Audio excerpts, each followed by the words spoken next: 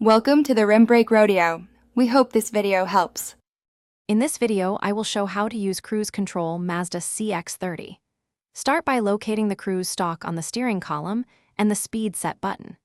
Press the power button to activate the system, then accelerate to your desired speed.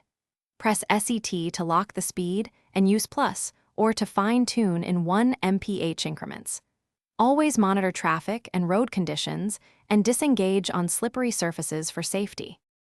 Begin by reaching the target speed manually, then press SET to engage cruise control in the Mazda CX30.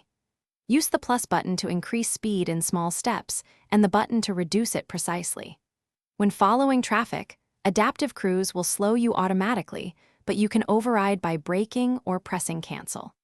To resume the prior speed, press RES and the car will accelerate gently back to the remembered setting. Adaptive cruise in the CX30 monitors distance and adjusts throttle and brakes to keep you safe while cruising. Choose a following gap that suits you using the distance control, and the car will slow if a vehicle ahead reduces speed. In traffic, many systems will stop and resume automatically when the vehicle ahead moves, but be ready to take control if conditions demand immediate action or if the system prompts you to intervene. Thanks for watching. Consider subscribing if we helped you.